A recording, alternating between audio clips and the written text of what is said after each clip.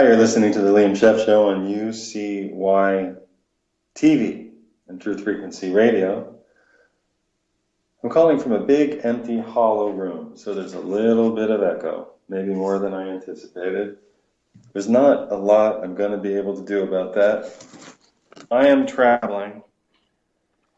I'm on a new piece of slave tech. Thank you, Apple. Thank you. What is this thing called? An iPad. It's a borrowed iPad I'm using. I'm in the Chicago area. I'm going to be giving a talk in Las Vegas this week. If you are in Las Vegas, if you plan to be in Las Vegas this coming Saturday, please come find me. Find me on Facebook. We'll be announcing the talk location. If I seem distracted, it's because I've never used this particular piece of equipment in my life, and I don't actually know if I'm on the air, and I can't raise jewels. So I'm going to ask somebody else to verify that I'm on the air.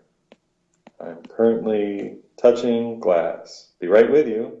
Verify that I space am space on space thanks. Thanks. Envoyer. Enviar. Envoyer. How are you all doing? This is Liam Scheff and the Liam Scheff Show and Truth Frequency Radio. Last week we talked about sex. This week we're going to talk about sex and relationships. I thought it was a good show last week. It bothered a couple of people, I guess. Some people really liked it. It depends on who you are and what's wrong with you, I suppose. First kisses. Let's talk about first kisses. Let me think. Oh, news. Sorry. News. Hi, this is Liam Scheff Show with our news beat. Coming up in the news, we have The Oil Alarm. Yes, The Oil Alarm by Liam Scheff. Written, researched, storyboarded. Initial storyboard, let me be clear about that. Initial storyboard. And what else? Narration. Hi, this is Liam. Narration by Liam Scheff. Animation by Eric Rogerson. Animation and illustration by Eric Rogerson. And produced by Heal the Planet, healtheplanet.com. This is The Oil Alarm. The Oil Alarm is a 17-minute animated short film about oil, how we've come to use it, how we do use it, how we will use it, how we might not be able to use it forever and ever. It is... Oops, I'm making a lot of noise. I just dropped something. It's a really good, happy, short little movie, especially if you consider, that I'm sometimes negative about our probable, possible future. It's a good little short movie. I'm just walking to try to find a room that's not so echoey. I know. It's just one of those days. That's an office. I'm in somebody else's backyard. I'm going in here. I know. You can't see what's happening. I'm looking at other... Here we go. This is a padded cell. Here I am at Guantanamo trying to find a room to broadcast from, and every cell is hollow and empty. And I know, we're just walking around. What are you doing? I don't even know if it's connecting. Don't worry, we're going to talk about first kisses. I promise. Move the beer bottles. Don't worry, I've been drinking. I have been eating it, because I'm traveling, I have been eating at Chipotle. Constantly at Chipotle. Hi, Guantanamo prison guard. I've been eating at Chipotle, and let me explain something to you. You can only eat at Chipotle so many times in a week. I don't know how to tell you this, but I guess I'll just tell you. I did go to use a bathroom a few days into eating Chipotle and traveling. And in the 80s, we used to have a signature called, as a DEF CON idea. Well, I think I hit one of the DEF CONs. It was not great, but anyway. The Oil Alarm is an excellent film. It's coming out soon. It's really fun. It's animated in a charming way by Eric Rogerson. Really charming for being about oil and being about how we use oil and being about how we're likely to run lower on it. Actually, we have run lower on it. Being that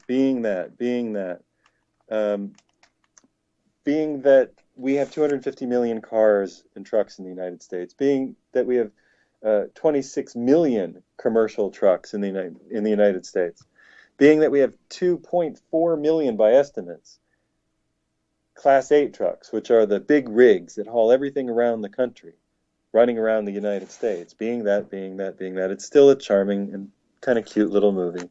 And in the end, you get to see what you can do when things run low. Well, we don't just have to go to Camp FEMA. We don't just have to go into that dark night quietly. We can rage and rage a little bit against the dying of light, or better yet, not rage at all. Better yet, we can, in fact, what? We can, in fact, do some gardening. I know, it sounds utopian, doesn't it? Garden, make food, be an artisan, be a craft maker, be a hemp grower, be a hemp distiller, be an alcohol brewer from, any of the things that you can brew alcohol from, which are any of the fatty ester plants. So any of the plants that make ester fatty. And I don't really know what's wrong with ester, but that's not my problem. I've been thinking about writing a book. I'm writing a book called Official Stories too. And I've been thinking about writing,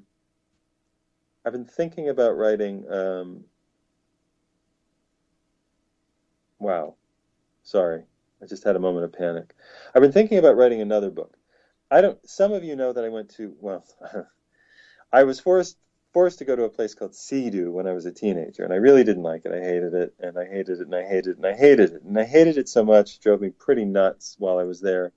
I went there because my mom was kind of an idiot, and I told my mother that I was having flashbacks. I had a terrible childhood. There was some abuse. I really needed to talk and cry.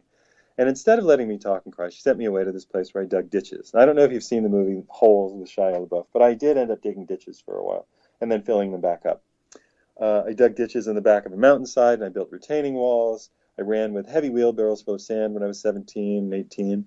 I did a lot of manual labor. For 2 years, about 2 years, a year and a half of manual labor, and then we cut down on the manual labor. We still had a little, but not as much.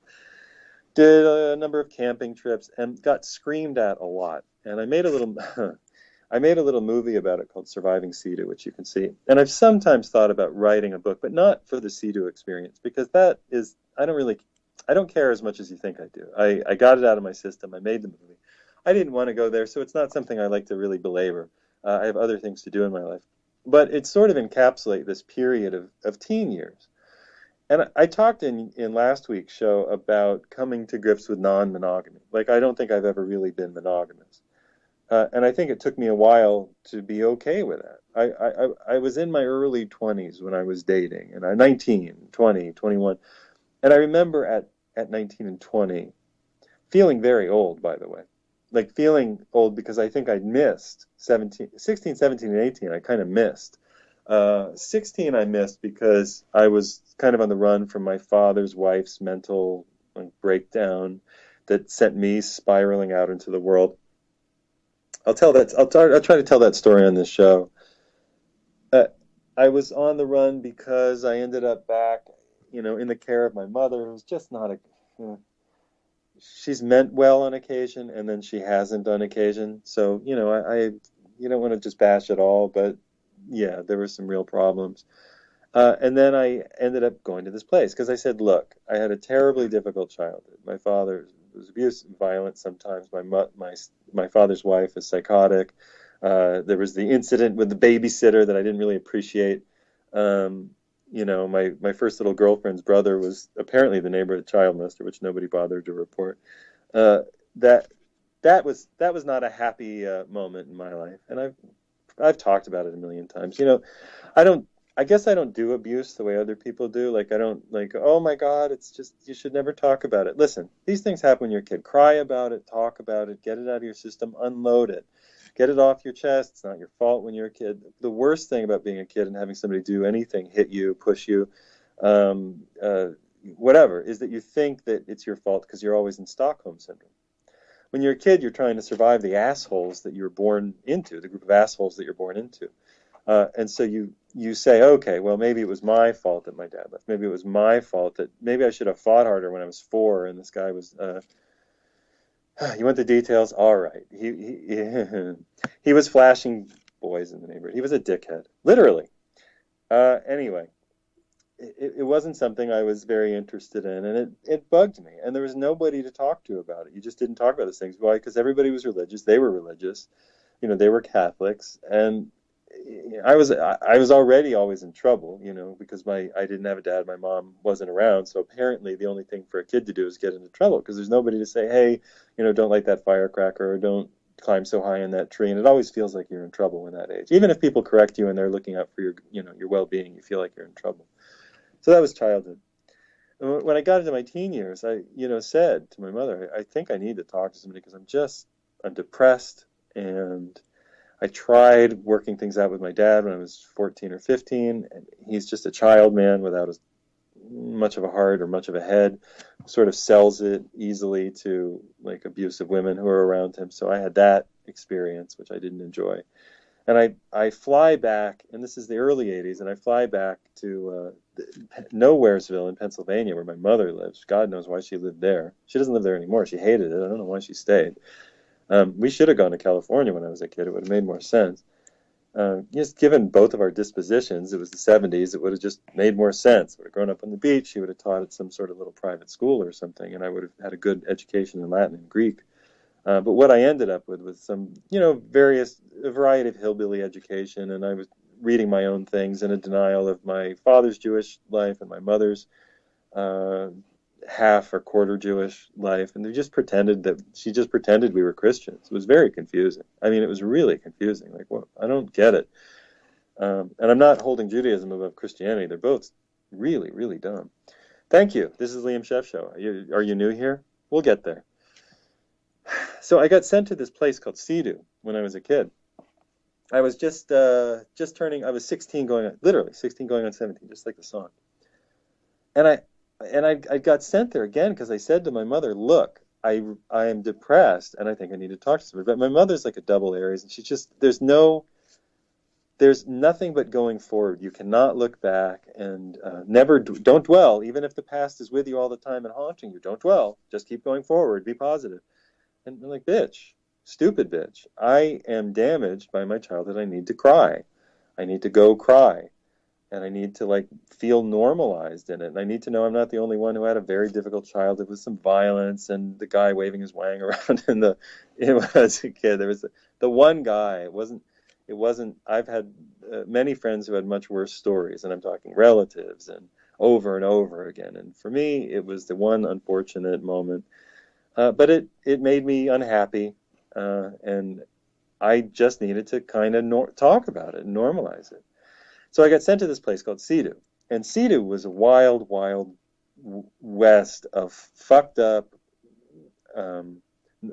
neuropathy, just fucked up psychosis. So what CEDU was, and I got there in 1988, and I'd already lived 4 or 5 lives. I had lived the life growing up when my father was around and I was an infant, and I was born in. I'm not going to tell you exactly where, but I was born in the South. The near South, sort of the in-between, somewhere in Virginia, North Carolina, somewhere around there, right? So then we moved north, and my father went nuts. Now, why did he go nuts? My father went crazy because, and I don't mean rubber suit or anything. My father was an M.D. I mean, he got a Ph.D. I'm sorry, he got his M.D. from Johns Hopkins. My mother's a Ph.D. M.D. These are very bright people in their own way. But his dad died when I was in utero. My grandfather died when I was in utero, and I know that there's a transference there. I know that affected everybody. He went nuts, and he lost his connection to why he was married to my mother, who's a difficult woman, has a very difficult time with anything but sentimental emotion, can't ever be wrong, can't ever really say I'm sorry, couldn't anyway. And is incredibly, incredibly hard-headed, and like all Aries, likes to fight. Just like the first, if they do something it's terrible, and you say, hey, that sucked, the first thing they do is fight. Aries have one of the hardest things about Aries is to say, look, this isn't a fight. Sometimes you're responsible, and the easiest way to get through it is to say, maybe I'm responsible, and then we'll figure it out.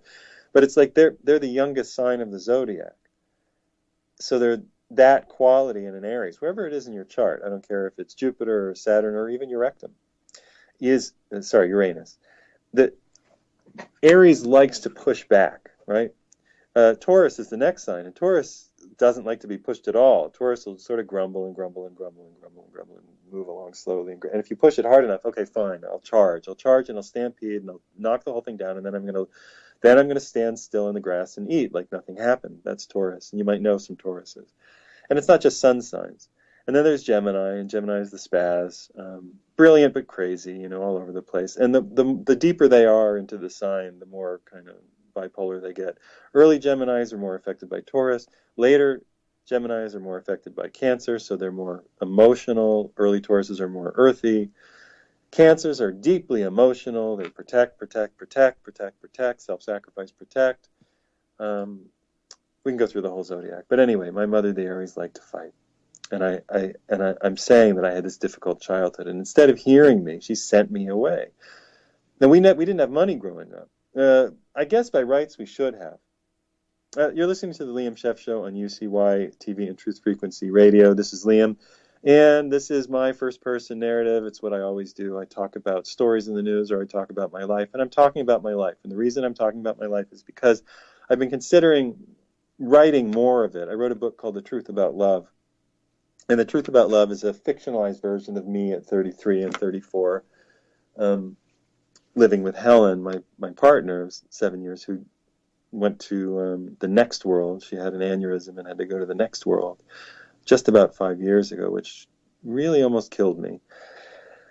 So I wrote that book as much as a love note to the beginning of our friendship, as to an explanation of why we're not really a very monogamous species, and we really shouldn't worry about it. We should just love and be open and communicate.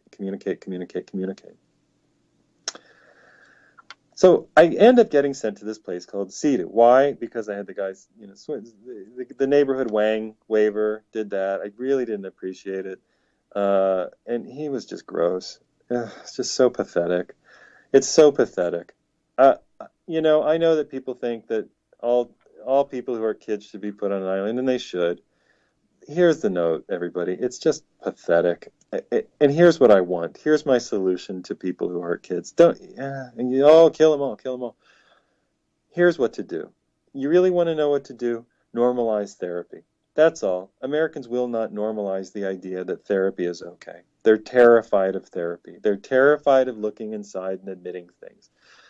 Every guy has had a desire to hurt or kill somebody. Every guy in the world has had a desire to hurt or kill somebody. Every guy has felt attracted to a woman that he hated. Every guy has.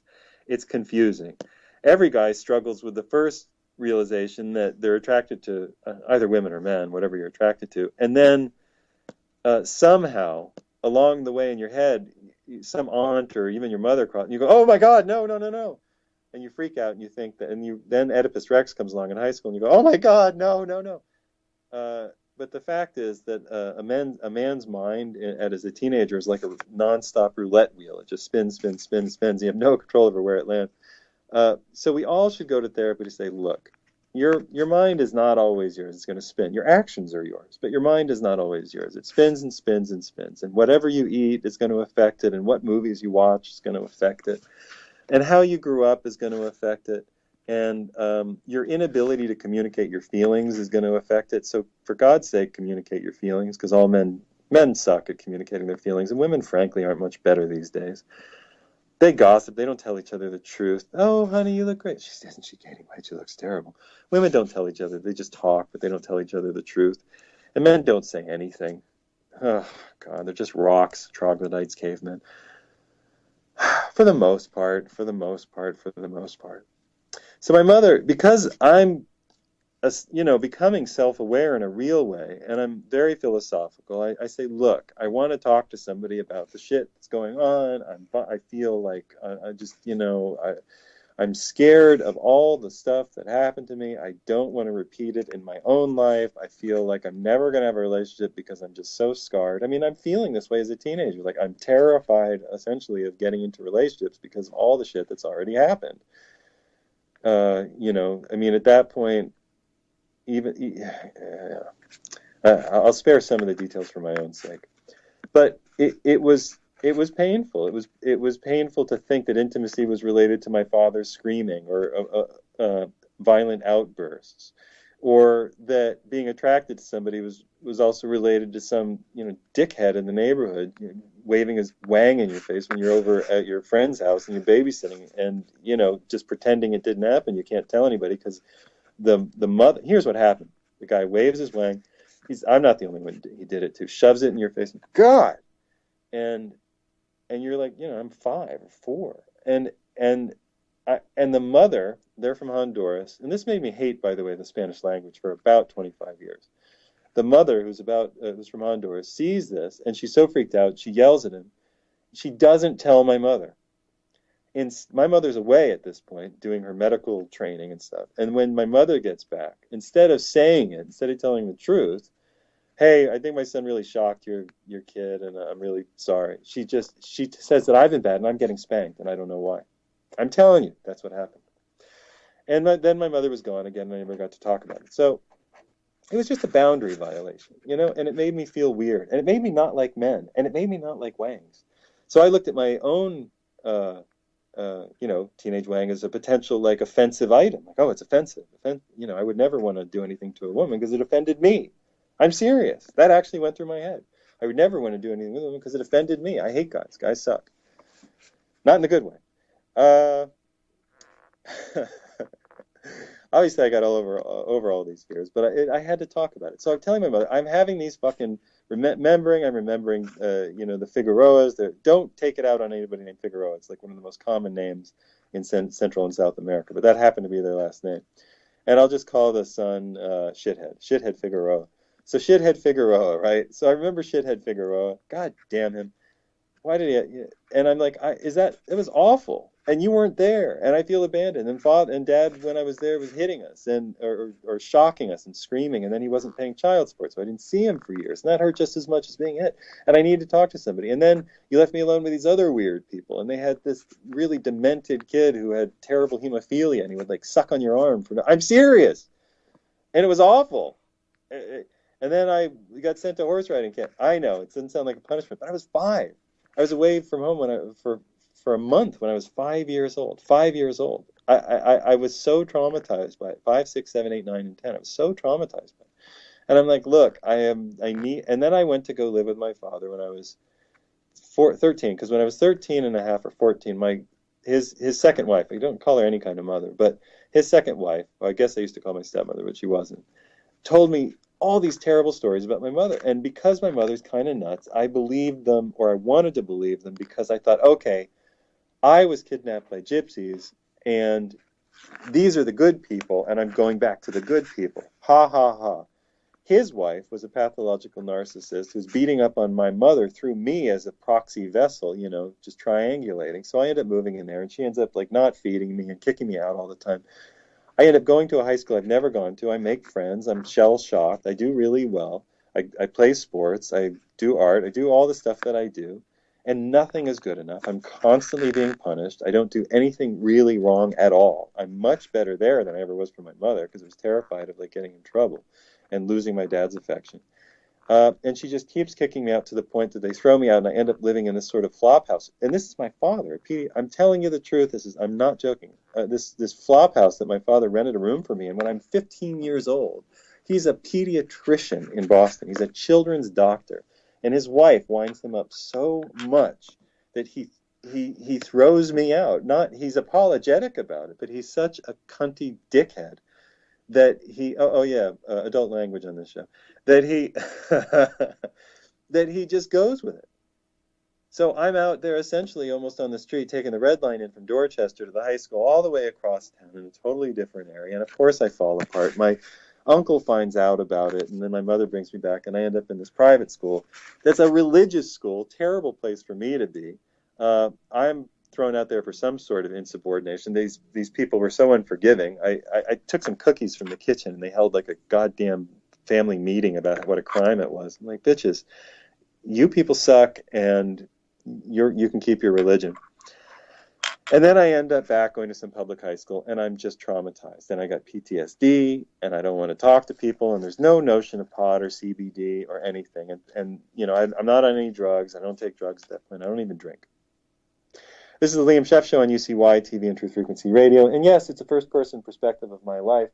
In the second half of the show, we will continue, and we'll get to the CEDU story, and then maybe we'll get beyond it. But I'm thinking about writing this. Why? Because I have a lot of energy in it. There's a lot that I want to say. Not for your sake, but for mine. I want to get these stories off my chest because I think that the world will probably be ending in about 50 years. Not the whole world, just the human species. You know, I think that Fukushima will pretty much do us in. So it's a good time to do art. You got to get the art out of your system because mass starvation is, looming on the horizon. Monsanto land is going to be crumbling, and what else? Monsanto land is going to be crumbling because the oil state is going to be going away. People are going to lose their ability to drive their individual cars, and it's going to be the 70s again. We're going to be 5, 6 people in a tight car load, and that's going to be normal. We're going to have to tolerate each other, but worse than that, we're actually going to have to grow food. Well, that's the best part. Growing food is going to be the best part. And that's what my little movie is about, minus all this dirty, dirty, dirty, filthy human talk. My movie, The Oil Alarm, is about how the oil state came to be, how it works. It's not political. There's no finger pointing. There's no 9/11 stuff. I wanted to make this a secular, friendly piece that says, what's the most important thing in the world? Is it love? Is it money? What is it? Well, I guess it's food, because food makes us work. Food makes our bodies move, our hearts beat, and our cells function. But food comes on trucks, and trucks run on oil, so I guess oil is the most important thing in the world. That's what the movie's about. And the movie tells the story about how we got oil, how we had so much that we built cars. We actually used cars and then trucks to move everything around. That oil runs out, that it runs low, that fields peak. They hit the peak of the mountain and they slide down the other side of the mountain. It's happened all over the world. It happened here in the 70s. That's why there were oil shocks. Saudi Arabia is experiencing the real rumbles of its peak. It's peaked in 2005, 6, something like that, and it's sliding down the mountain. As Saudi Arabia goes, so goes the world. Fracking was a short-term thing, a band-aid, a last-ditch, late-night effort to study for the final exam, for the class that you skipped all year. You're not going to get an A on that. You might get a C-. We're headed into C-, permanent C-Ville. We really are. We're going to have to get together. We're going to have to grow food, and we're going to have to tolerate a lot of differences, a lot of things that we're not used to. And that's what the oil alarm is about. And then it's about this. We have to grow food again. The government protests aren't going to do it. We have to grow food again. We got to get together and grow food again, like we used to in back and front yards, school grounds, et cetera, et cetera. So that's coming. That's the oil alarm, and it's positive and happy. This is the Liam Scheff Show on Truth Frequency Radio and UCY TV. I'm talking about my childhood. I'm talking about what it's like to be a PTSD veteran by 15, 16. So in the first half of the show, I sort of rambled through the stuff that got me there. My father's insanity, his wife's insanity, my mother's stupidity, putting me with bad people, not being around, taking a job that she didn't really like. She did it to impress her notion of what she needed to do with her parents. So she went to become a doctor. My mother should have been an English poetry teacher in a small, private high school somewhere, preparatory school. That's really her disposition. She's good at art history and has great appreciation for music, wasn't a bad pianist. But she sacrificed it all, and me, along the way, to impress her parents, who are both Ph.D.s and M.D.s. At least I think my grandfather's both. My grandmother's a Ph.D. And they both did medical research. Her grandfather was a very, very famous doctor. And I think even her great-grandfather. I mean, everybody in the family was a very bloody important doctor somewhere. So when she got divorced, or when my father divorced her, ran away, and really married an anorexic, bulimic, chain-smoking, black-eyed wraith of a woman, or that's what her friends say about her, that she sort of fell apart. My mother fell apart. Then she had, and I'm telling tales out of school here, but it's part of my life too. She and pay attention, girls. She had an IUD, right? Intrauterine device to prevent her from getting pregnant. I really would have liked to have a brother or sister, by the way. Thanks, Mom. but but she didn't have a husband, so she was worried about it. So she had an IUD. Instead of taking the pill, she wanted an IUD. Well, she got an infection from it, and she knew she did. She was a medical student, and she's a good biologist. She's very, very smart, but dumb in some ways. Bad communicator, bad at interpersonal, bad deep at looking at her emotions. Too much Aries, not too much fire, not enough reflection. She had an infection. She went in, and the doctor said, "Oh, I'm sorry, Missy. You're just making something up. There's no problem."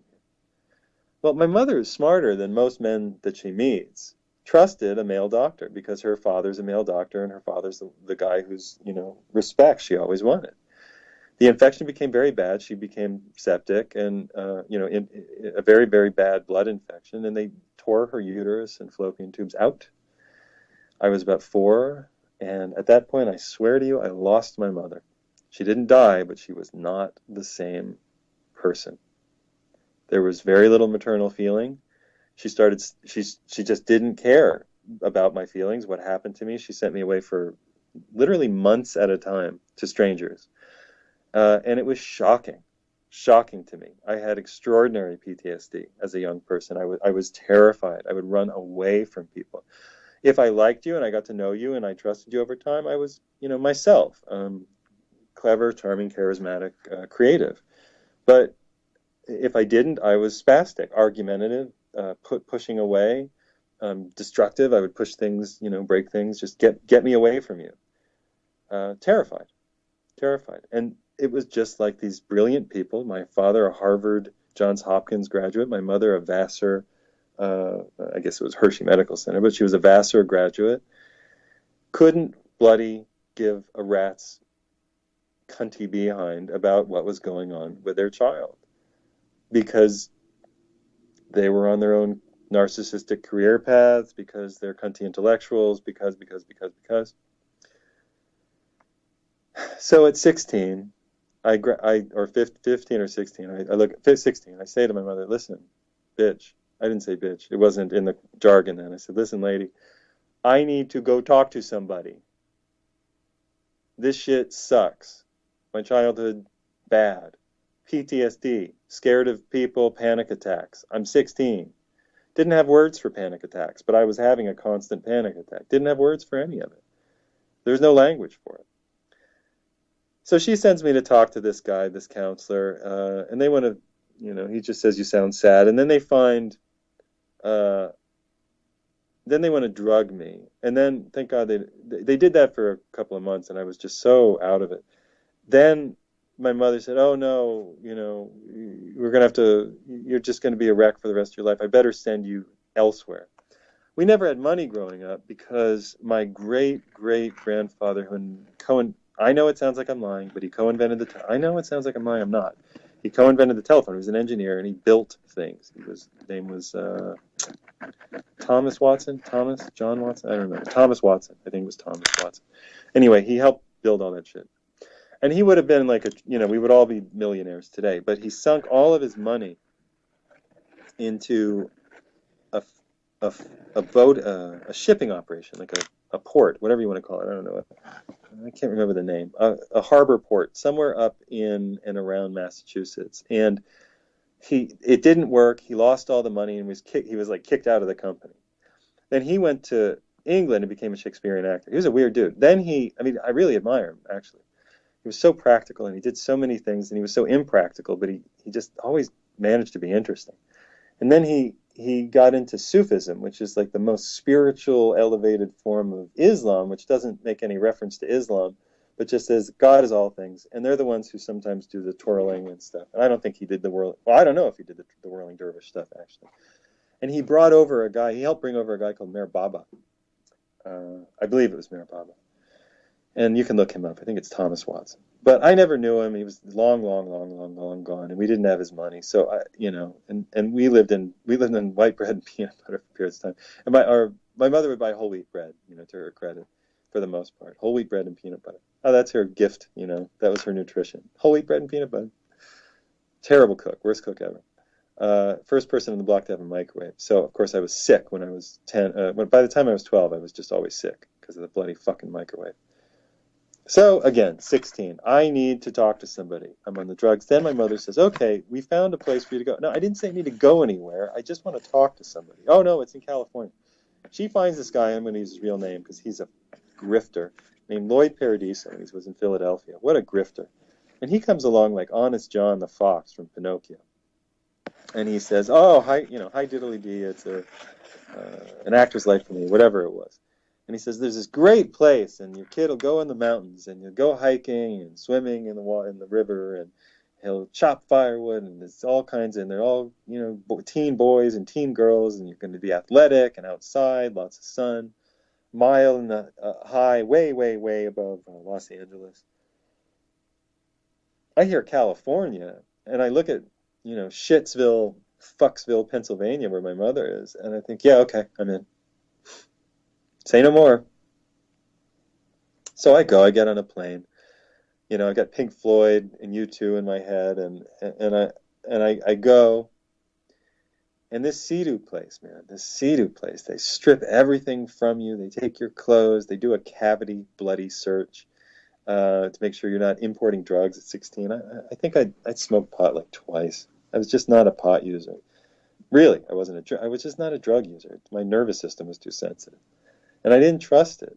I just didn't know what it would do, and I was a little freaked out by that. And I was bright, and I don't know, I didn't want to dull my senses, but frankly, they needed to be dulled just a little bit so I could function. Man, was I just fucking hyper aware growing up. I could hear sounds in other rooms that were really there. There was just I was one of the questions I was most often asked as a child was, how do you know that? How did you know that? How did you know that? I don't know. I just, I figured it out. It seemed obvious. How did you know that? And I didn't realize, but I was always in trouble. Like when I was growing up, they didn't have any advanced placement. They didn't have anything. So you're just stuck being bored out of your mind, like worms drilling holes out of your skull, trying to like let your brain out. Just you're so bored drawing everything, and the teachers prevent you from drawing, and then you're just going crazy. You're like a little teapot, a pressure cooker sitting there in the class going, holy mother of Christ, when can I get out of here? When school ends, you tear out of the building, and eventually you just slump out because you're so exhausted by it all. So I get to this CEDU place, and there's a movie online called Surviving CEDU, and you can find it. You can find it right there, Surviving CEDU, and you can see what that 2 years, 3 months, and 10 days was like. So I'm thinking about writing this, right? I'm not going to tell you the whole CEDU experience now. It's too grueling. You've already been through it with me. But I'm thinking about writing it, not for the CEDU experience, which was weird. I don't have any, I don't really care. I don't have any vendettas. I don't like that. Who cares? It happened. I've cried my tears. Those people were criminals, but the real criminals were the parents. A lot of the kids who go to CEDU don't recognize that, but I do. The criminals were the parents. My mother was a criminal. My father was a criminal. They're criminals. They may not be arrestable criminals, but when I was a kid, they should have both been accused of child neglect and abandonment, even though I was sometimes around. My mother abandoned me constantly. My father truly abandoned me for years. And he's, got a pediatrician's pension over there. David Scheff, I don't mind saying his name. David Scheff over there in Chestnut Hill, Massachusetts. Don't hurt him. Don't attack him. Don't do anything like that. But that's his name. It's my, biological father. And you can look him up, see what his medical ratings are. He's a pediatrician. When I was growing up, he hit us. Or he pushed us, slapped us, and then he stopped. He stopped because he shoved one of my brothers down a swimming pool stairwell in anger. And he stopped. I'll grant him that he stopped. I really will, because it takes a certain kind of courage to stop doing something that's wrong. And he did. But he didn't pay child support, and he didn't look after me. I guess he was a little better to his other sons, but, Now go ahead and put it together. How many doctors did I spend time with growing up? Let me see. My mother, her 3 brothers were Ph.D.s, M.D.s.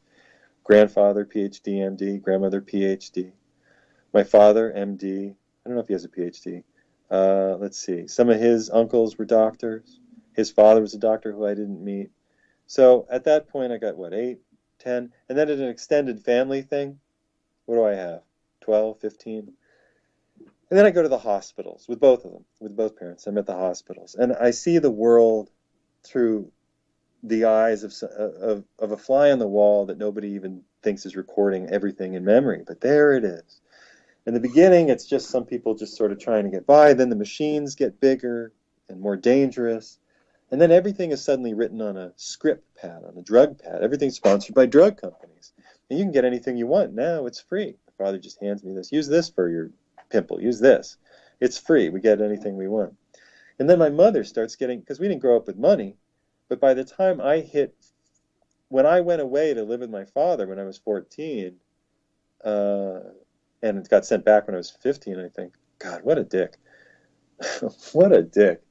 Oh man, the shit that the people used to, they still do. Shit people get away with, just stuff that like I couldn't even imagine doing to somebody. Just like, dude, where are your guts? Where's your integrity? By the time I was that age, my mother had been working up the slave ladder of medicine since I was 4. She went to medical school, so 4, 5, 6, 7, 8, 9, residency, 10, 11, 12, 13. So she had about 4 years as a practicing nuclear medicine physician. Terrible, terrible, stupid field of medicine. And I mean, just part of the military-industrial bloody complex, reusing radioactive material to take scans of people. All right, whatever. Now, diet has nothing to do with anything, right? Diet, glyphosate, DDT, doesn't have anything to do with anything. 2053 nuclear bombs exploded in the atmosphere, underwater, underground on planet Earth by the United States, USSR, Germany, England, France. No. China. No, it doesn't have anything to do with anything. Let's just put more radiation into people to say, oh, shut up. I know my mom starts making money at that point. That's why I got sent to that school. If my mother hadn't become a relatively successful person in her ridiculous field, I wouldn't have been able to afford it, and I just would have had to go into therapy. And guess what? I would have been better off. Or they would have tried to drug me, and I would have been a suicide basket case. It got dicey at times. I mean, I wasn't suicidal really as a teenager. I was just depressed. You have a thought and it freaks you out, so you go like, I think I need some therapy because I don't want to kill myself. That's different. I was so sensitive that if I had a thought about something, I thought it meant I was going to do something, but it was just like a passing, like, oh. And then I'm like, and I thought, man, but I was so on to therapy. I was like so young. I wanted to talk about my problems. I wanted to like explore them and go deep and be. I'm essentially Jungian. I want to get and Freudian. I want to get deep. I want to get under the surface layers. Okay, what happened before that? What happened before that? What happened before that? What prompted that? What prompted that feeling? Oh, okay. Well, that's just a human feeling. All right, that's not. But what prompted that reaction? Oh my God, I was hurt here and it made me anxious about this. Okay, that's interesting. Makes me sad. I'm going to cry. Okay, I'm sad. Or I'm angry. I'm going to punch the shit out of a punching bag, or So that was growing up. So my mother sends me to this place, and I'm there, and that's why we have money. And when I get back, I'm just tossed into the world, and I have all of these adventures. And then, from 19 to essentially 27, I was 26. I was finding my way back to myself. I swear it took that long from all of that trauma.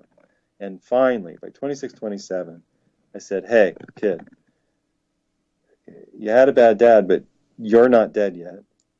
And you had a bad mom, but you're not dead yet.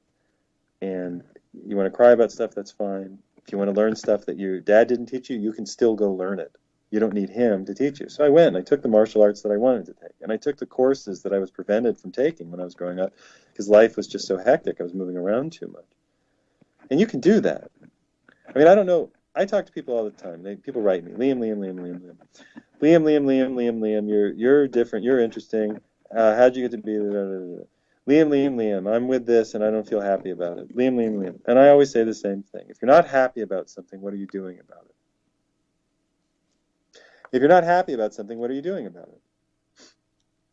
What are you doing about it? Oh, I'm afraid to do something. No. I understand. I'm not knocking you for fear. So acknowledge your fear. But you know what else you are? You're courageous. You're already talking about it. You're stronger than you think you are. I guarantee that. I guarantee there's more in you than you know there is. I guarantee that you're stronger than you think you are. I don't mean more stoic. I don't mean that you can suck more up. I mean that you can handle the tears. I mean that if you cry about the hurts that you felt, you will not break into a million pieces. In fact, the crying will be the water that washes the acid out of your system. And you might just be able to stick together much better than you could before. But Americans don't believe in crying. We don't believe in feeling our feelings. We think that makes us weak. No, you know what? Not feeling your feelings makes you weak. And that's why America is weak. It's a nation of weaklings. It's a nation of big, tough, angry weaklings. I'm not saying they can't beat you up. I'm saying they're weaklings. We're terrified of our emotions. We're terrified of reality. We live in these programmed fantasies that we got when we went to Sunday school. A friend of mine, I got this from a friend of mine. A friend of mine sent me a picture. She's sort of broken up with religion. She sent me a picture of a kid's Sunday school that she has to send her kids to, and the picture said, "What we learned in Bible study today. We learned that Bible stories are real. Bible stories are true." They got to get you when you're a kid to tell you that these Harry Potter stories are literally true. Because when you're an adult and somebody gives you a Harry Potter story, you say, "That's nice. Okay, all right, bedtime, wizard stories are over." They have to get you when you're a kid and inculcate you with, expecto patronum. And they have to get you when you're growing up and inculcate you with this stuff. That CEDU experience, by the way, burst my virginity for all time about ever believing in a cultic system. I got to see firsthand how people take something that they claim is therapeutic and use it for the same old hierarchical, dominating, tribal, frankly patriarchal system that totally defines the Judeo-Christian Islamic experience on planet Earth. The herding and forage, the herding and agriculture, the herding and farming culture. We've talked about this a lot on the show. We'll continue to talk about it. It's subject of fish stories too. But I got to see up close and personal how you take a group of 100-something people and you put a couple of really aggressive males in the mix. And you put in rules of fake politeness. The manipulators, the pathological narcissists are going to manipulate the system. They're gonna tell you that the problems that you're making or that they're making are your fault. It's your fault for not being able to withstand their abuse. They won't call it abuse. They'll call it strengthening exercises. It's your fault for not being able to tolerate the system, instead of the system being corrupt. It happens over and over and over again. And my greatest concern about this crumbling America is that when we do relocalize, we're not going to relocalize with any rule of law. We're going to relocalize with the rule of pathological narcissists. And pathological, the first refuge of a scoundrel is religion. Absolutely. The first place that you see people go to claim authority will be religion. Always. People who lack a moral center, lack a total ethical system that follows the basic rules of human conduct. Do unto others as you'd have them do unto you. It's not bloody complicated. Treat others as you want to be treated and don't hurt people. That's it. That's the whole thing. Treat others as you want to be treated and don't hurt people. Not bloody complicated. Take that whole Bible, use it for toilet paper, and rip out those 2 lines. Treat others as you want to be treated and don't hurt people. You're finished. You can save all the other parables for somebody who needs to be confused, because they're all contradictory. They don't matter. My concern about the human experience here, as society runs down and things become scarce, is that we end up in a kind of a CEDU, a barely manageable free-for-all, where Chinese communism, Korean communism, any communism is what CEDU was, is a system in which might makes right. Because might is not right. Strength and wisdom are nearly dual opposites, live opposite each other. Might does not make right. But it's one thing to say that, and then it's another to be in a situation with a guy who starts yelling and is willing to become violent. Everybody backs off a little because they don't want the punch in the jaw. And it's like, 50 sane people can be bullied by one crazy person. I swear, I've seen it over and over again. 50 sane people can be bullied by one crazy person. I feel like the whole nation has essentially been bullied by the Hillary Clinton campaign for the last 8 years or whatever. Nobody wants her to be president. She's not a feminist. It doesn't matter if she claims to be a feminist. She doesn't really represent women. She claims to want to be an Old Testament Yahweh and obliterate Israel if they obliterate anybody who looks left at Israel or something like that. It doesn't take much. The Bush family, Henry Kissinger, Donald Trump's a narcissist. I don't know if he's dangerous in any way. He's sort of he's more of a joker. He's in the joker, foolish archetype than he is a pathological world dominator. I think that's why they're letting him take a run for it, because it doesn't really matter what he says. He can't get elected. He's just not serious enough. You have to pretend to be serious, and a lot of narcissists are really good at pretending to be really serious. Trust me, put me in charge. I got to tell you, the guy who says trust me and put me in charge is the guy who should never be in charge of anything, not even picking up shit. I've seen it over and over again. I've seen it in the abusive husbands of some of my friends. Oh, they're sanctimonious. They're God-fearing, sanctimonious people. But turn your back for a second and you say terrible, terrible things about anybody who doesn't agree with their system. And you know what? I'm the first person to say to not care anymore if people are nice. I'm the first person to say, you know what? I know you were kind of a dick in the past, but thank you. You're being nice now. I appreciate it. So let me offer that as an olive branch to anybody who wants to be nice in the future. But I've seen it too many times. And now you see it in the sciences. Let's be fair. Because the most dangerous people in the world are the foolish people who believe that technology somehow is the same thing as science and that science is somehow the same thing as good. This is a common theme on this show. And it's going to be the theme of official stories, too. However screwed up religion is, however weird a bunch of useless fables it is to live your life by, again, treat others as you want to be treated, and don't hurt people. It's not that hard. If somebody comes to you and they say, look, I'm not happy, then listen to them. If they're your friend, then listen to them. And don't say, no, you promised me this, that, the other thing. I won't care if you're happy. We promise to suffer together. Don't suffer together. Be people. Be big. Open your hearts. Be kind to each other. Be kind to each other. Be kind to each other. Be kind to each other. Be kind to each other. Be kind to each other. Subjugate the desire for vengeance and acrimony and all of this and be kind to each other. The people who cannot be kind at all are the scientific fundamentalists. Religious fundamentalists, we know, are cuckoo. Science fundamentalists get away with murder, quite literally murder. Some religious fundamentalists do and have in history, but science fundamentalists get to inject every child on this North American continent and many other places in the world with poison.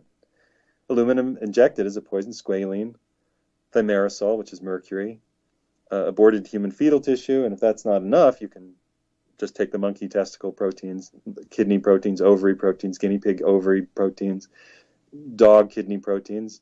Take that slurry, mix it with whatever other adjuvants that you need to, a little MSG,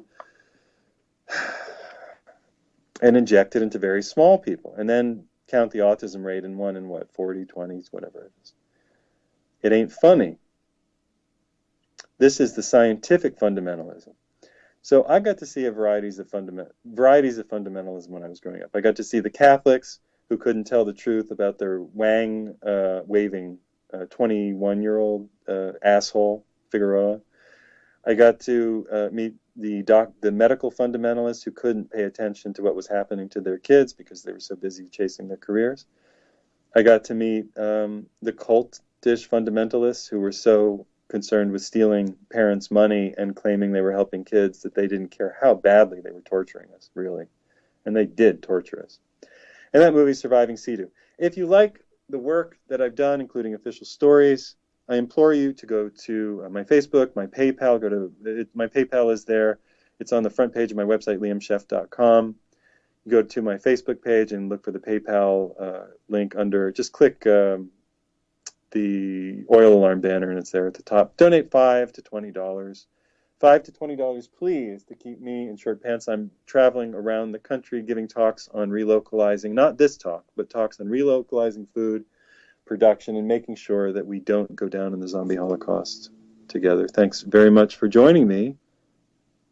on this episode of the Liam Scheff Show. I'm just going to wait for the music. I hope this broadcast, by the way.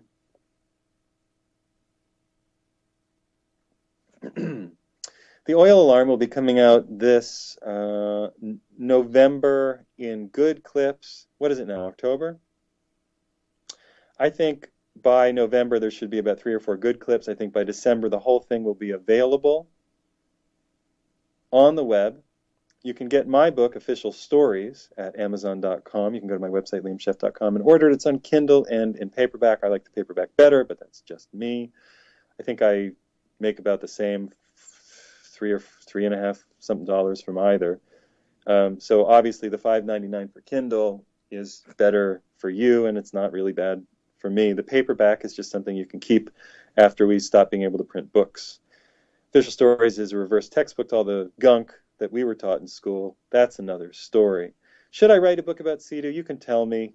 You can go to my Facebook post about this show and tell me if you think I should write a book about CEDU. Remember, I'm only one person and I only have so much time, and I'm writing Official Stories too. But sometimes I think I want to get these things off my chest because it makes me feel more healed, more together, more complete, and that my story is more told. And I like that.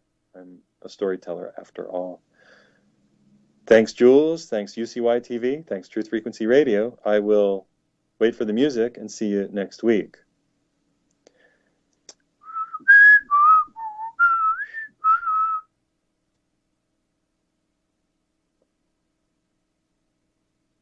I'm just waiting for the music. Still waiting. It should come on.